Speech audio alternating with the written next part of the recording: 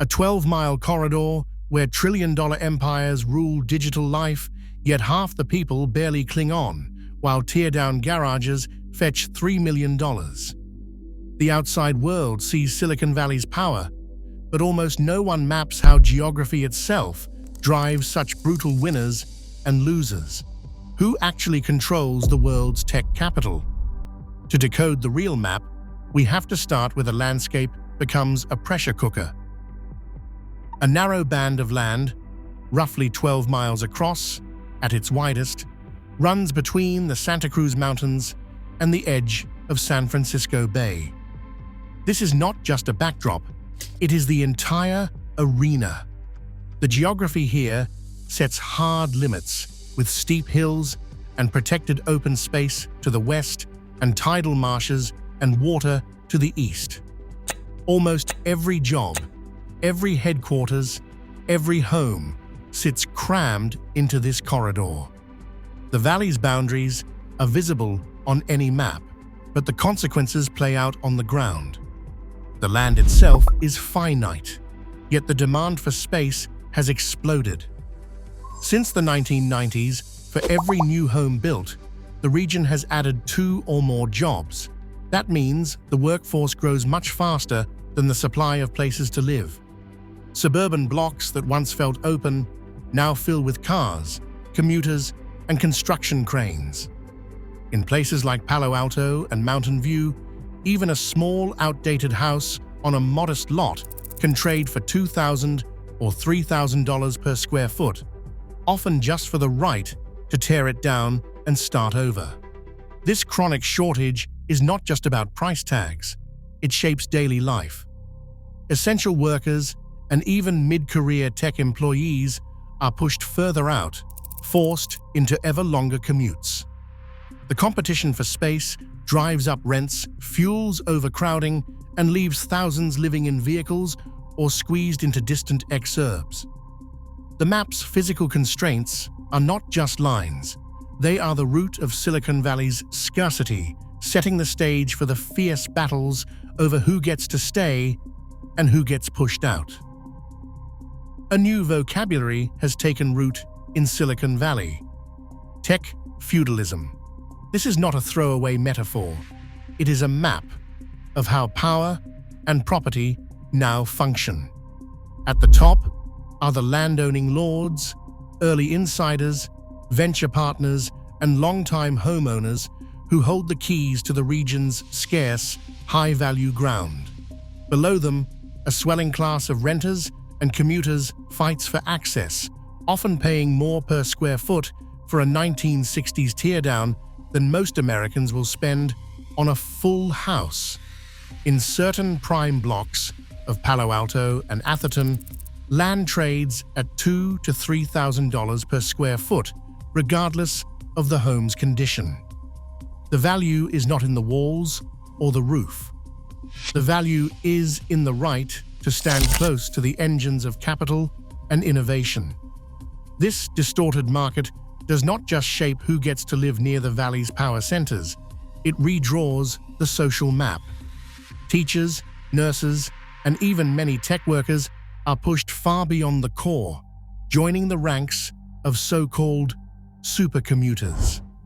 For some, that means 2-hour drives each way from distant exurbs. For others, it means living in recreational vehicles or crowding into subdivided apartments, all for a shot at proximity to opportunity. The pressure is not theoretical. It is measured in hours, lost to traffic, paychecks swallowed by rent, and the visible divide between those with a stake in the land and those who must rent their place in the system.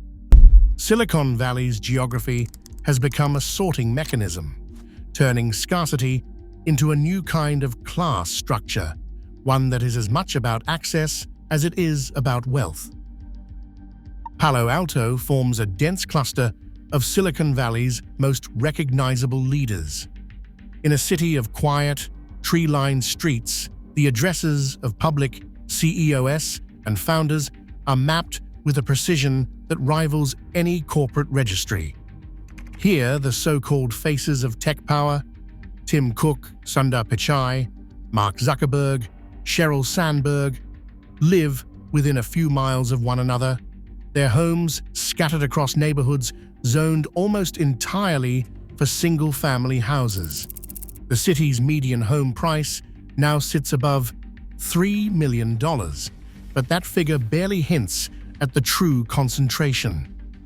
On certain blocks, parcels change hands for more than $2,000 per square foot, regardless of the building's age or condition.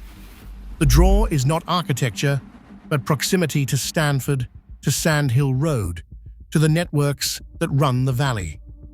A heat map of CEO residences reveals a tight knot of addresses, each separated by only a handful of streets. Local zoning rules, favoring low density and large lots, reinforce this clustering. In practice, the result is a living map of visible rulers, executives whose day jobs shape global markets, but whose residential choices reinforce the boundaries of privilege. This is not a city where the powerful blend in. Their presence is mapped, measured, and in many ways fortified by the very ground beneath their feet. On the quiet streets of Palo Alto, the logic of insulation takes physical form. Mark Zuckerberg's approach is the clearest example. Over several years, entities linked to him acquired 4 neighboring parcels around his original home. County property records confirm each purchase, the addresses forming a ring that replaced the possibility of new neighbors with a private buffer zone. Where 4 families might have lived, there is now a single, shielded estate, expanded, walled, and screened from the street by dense hedges and high fences. The value of these combined lots soared far above neighborhood averages, yet the real premium is privacy, not architecture. Permits show demolition and major remodels, transforming standard homes into a suburban fortress. Meanwhile, just a few miles away, lines of RV vehicles stretch along El Camino Real. Field surveys logged dozens of vehicles on a single weekday evening, makeshift homes for service workers, displaced renters, and even some tech employees priced out of the market. The contrast is stark.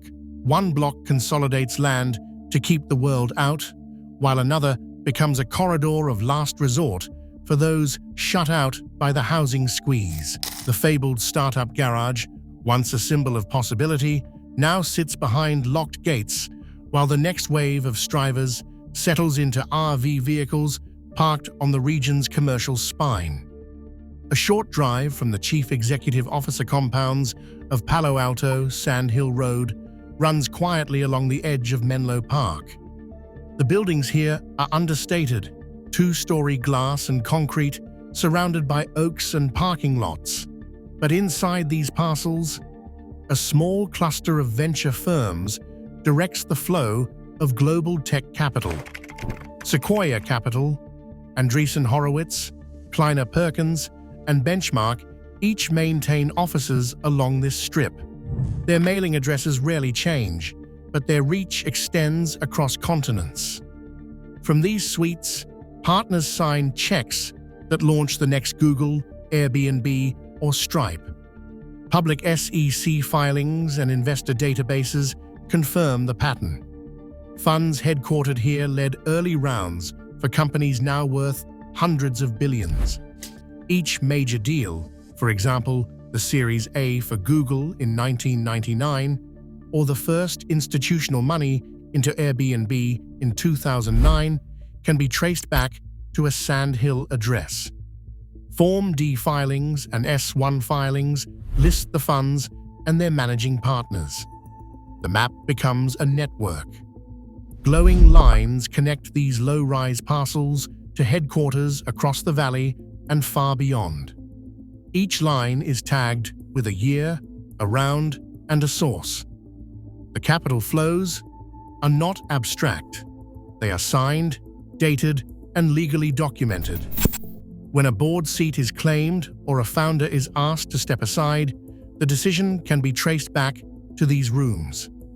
The power to create, shape, or end a company's story is concentrated here, mapped not by myth, but by paperwork and wire transfers.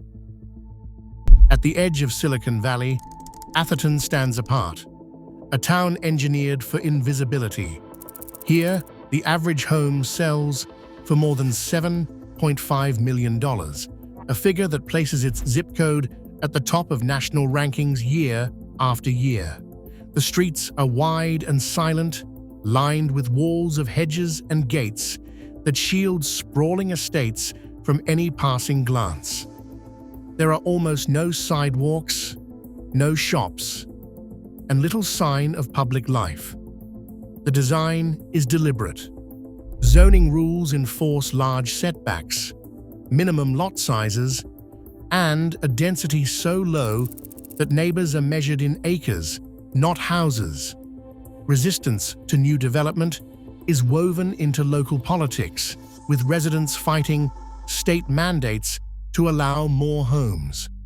The result is a landscape where wealth is not just stored, but hidden, locked behind privacy barriers and legal codes. Atherton's boundaries are drawn as much by social exclusion as by geography.